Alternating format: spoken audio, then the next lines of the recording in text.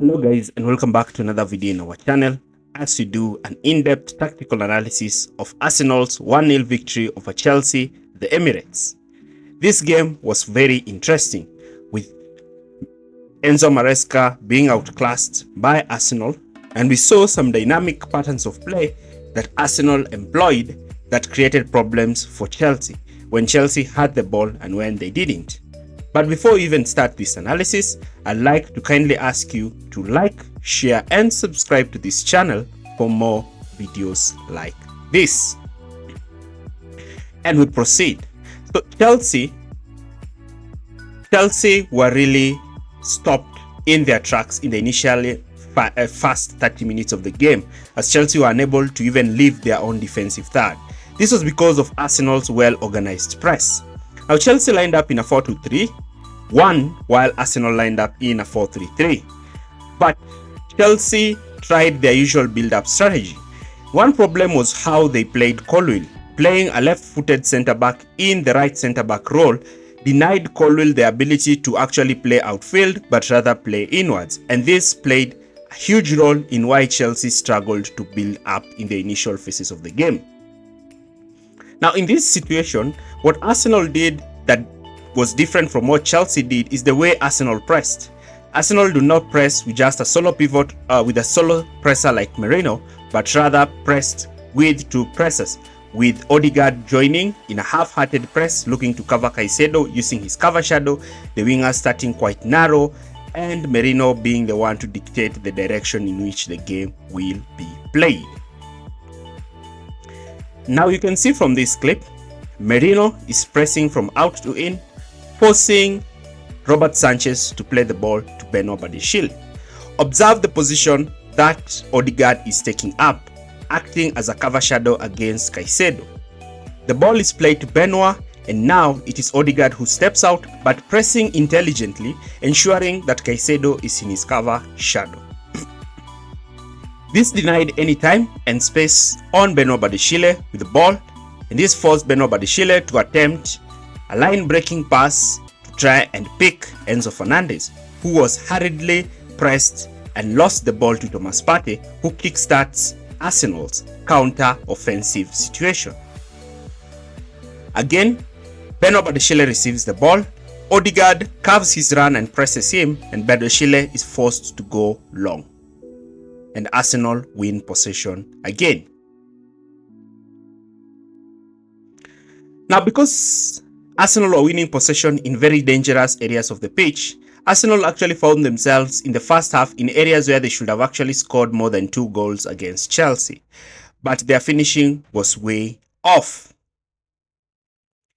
Now, because Arsenal's well-coordinated press was creating problems for Chelsea, especially down the left-hand side, when the ball would get to Marco Cucurella, he would immediately be pressed by Martinelli, with Partey covering Enzo Fernandez and forcing the ball to be played to Nkunku, who would lose the 1v1 duel against Julian Timber. Sometimes Neto will drop deep and look to receive the ball, allowing Enzo Fernandez to pick up his position, but again Partey's disciplinary position allowed him to cover these situations.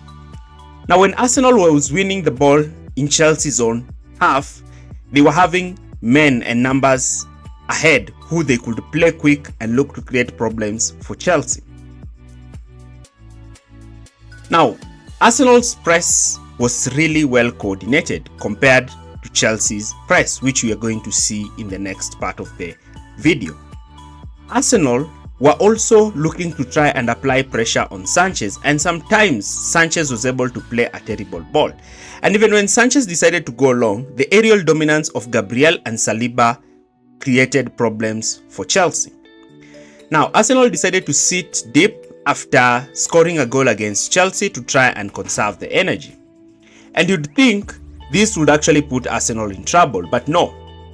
Chelsea's play was not quite great, in that in the right-hand side, where they would use Fofana's ability to carry the ball and Jadon Sancho, is that Arsenal will double up on Jadon Sancho, while Thomas Partey or Declan Rice would pick up the runs of Enzo Fernandez.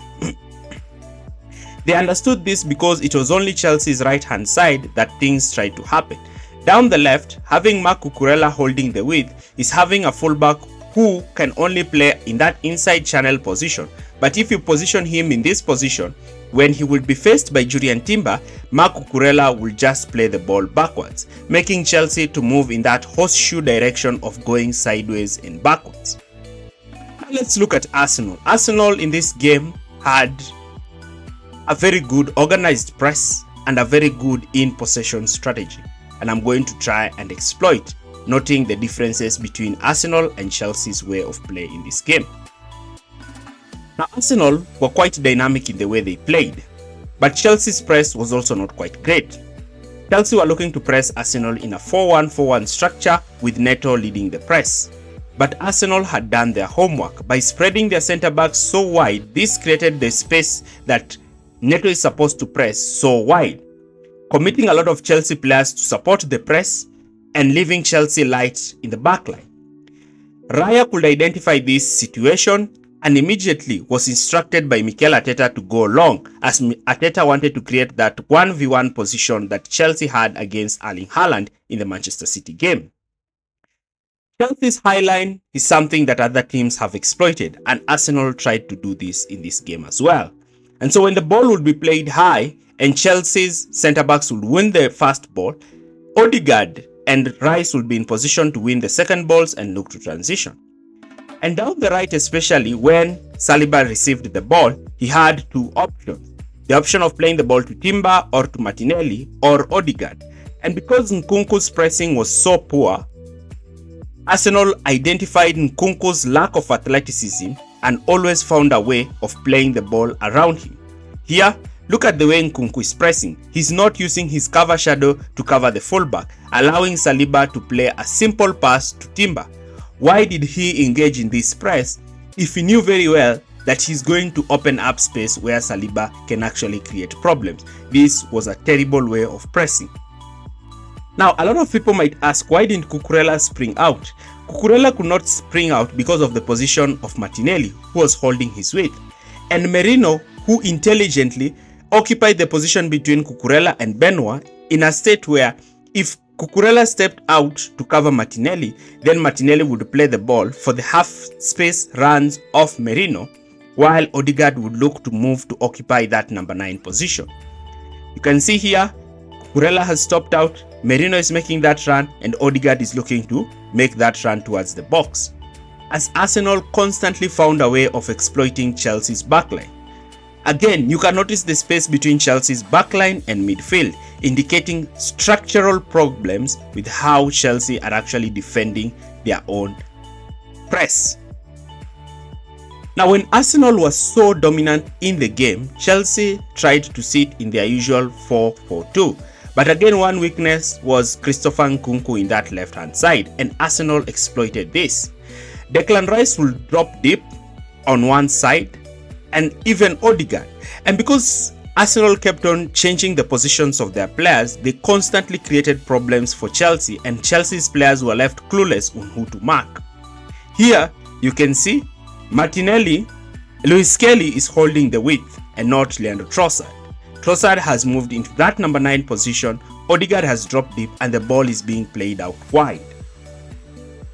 Sometimes, even Odegaard himself would step in between both Gabriel and Saliba, spreading the back two, and looking to play balls, especially long balls, for the runs of Martinelli. And in these circumstances, Odegaard was acting as a deep-lying playmaker, and now he was not being able to be marked, with Chelsea players not knowing who should actually push forward to try and mark Martin Odegaard. A simple pass to Saliba, who's able to play a simple pass back to Declan Rice, who's able to play a simple pass to Martinelli, who crosses the ball into the box, and Chelsea are now forced to concede a corner. Arsenal are now one of the teams that Chelsea have struggled against in the last 4 seasons. Chelsea have a terrible record against Arsenal, and the vice versa can also be said.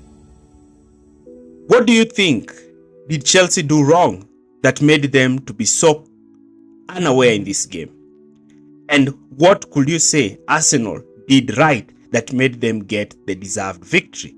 Leave your comments in the comment section area below. Thanks for watching and see you in our next video.